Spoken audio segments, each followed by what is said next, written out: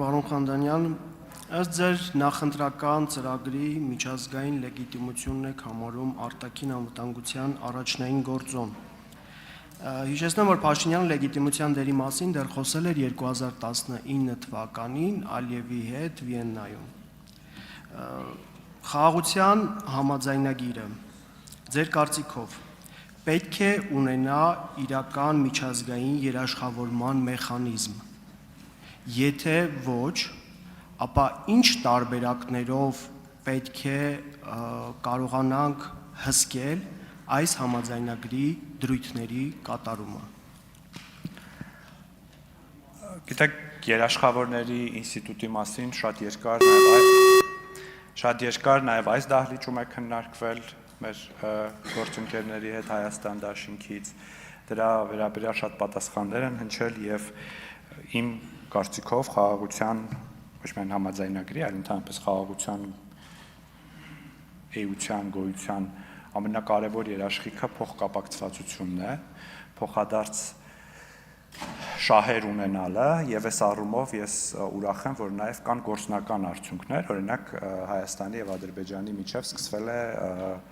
առևտրաշրջանառություն, իհարկե դեռևս միայն Ադրբեջանից Հայաստան, բայց նաև գիտեք, որ օրինակ կապի ոլորտի մեր օպերատորները համաձայնագիր են կնքել, էլեկտրաէներգիայի ոլորտում կան մտքեր համագործակցություն իրականացնելու համար։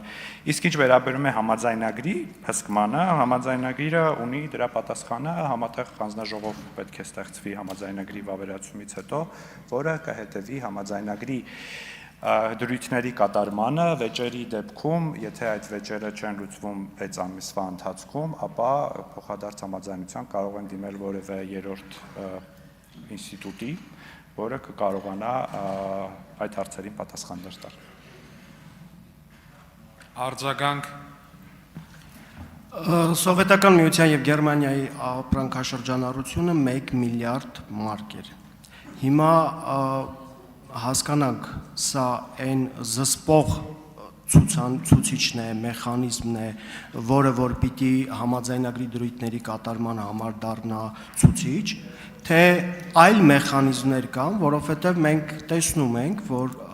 համաձայնագրի հետ կապված խախտումներ են լինում, 6 ամսվա ընթացքում ինչ որ խնդիրները չլուծելու դեպքում դիմելու են այլ կողմերի խաղաղ լուծելու եւ այլնի հետ կապված։ Դուք ո՞նց եք պատկերացնում այն մեխանիզմը, որպեսզի կարողանանք հսկել այս համաձայնագրի դրույթների կատարումը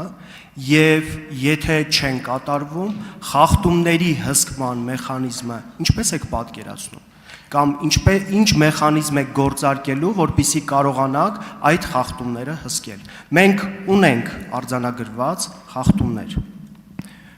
Պարոն Գևորգյան, համաձայնագիրը դեռ չի վավերացվել եւ դրա խախտումների վերաբերյալ վաղ է խոսելը։ Եթե ներկայացվի որն է մեխանիզմը, դրանից բացի որևէ այլ մեխանիզմ չի նախատեսվում, ինչ վերաբերում է զուգահեռ օրինակներին, Ռուսաստանն էլ Ուկրաինայի անվտանգության երաշխավորներ։